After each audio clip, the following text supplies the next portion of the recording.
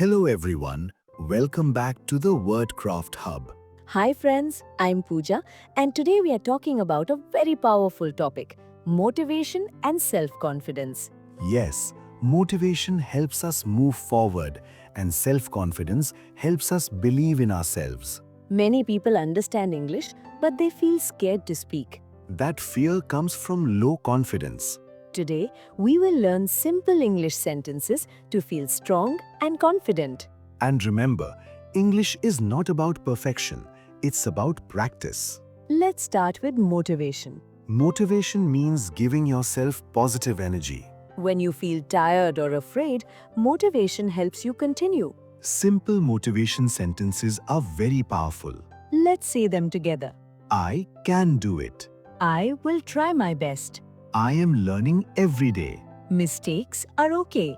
I believe in myself. These sentences look small, but they are very strong.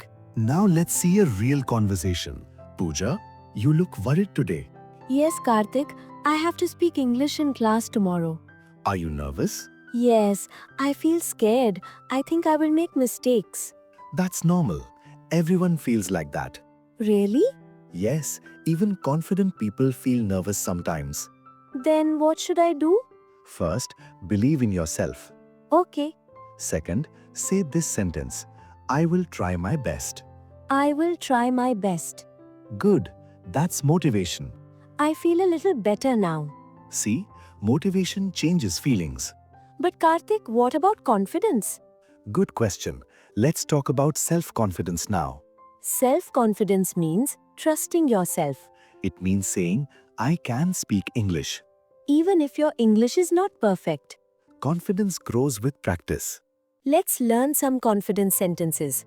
I am confident. I am improving. I am not afraid to speak. I learn from my mistakes. Now, Pooja, say one sentence loudly. I am confident. Great. That's self-confidence. But Karthik, sometimes people laugh. That's okay. Learning is more important than fear. Yes, you're right. And this is where part 1 connects to part 2. In part 2, we will learn How to stay motivated how to build confidence step by step. and how to handle fear and failure. Welcome back. In part 1, we learned what motivation and self-confidence are. Now in part 2, we will go deeper and learn how to use them in real life. Let's start with a small story. 1 year ago, I was afraid to speak English in public. Really? Yes, my hands were shaking.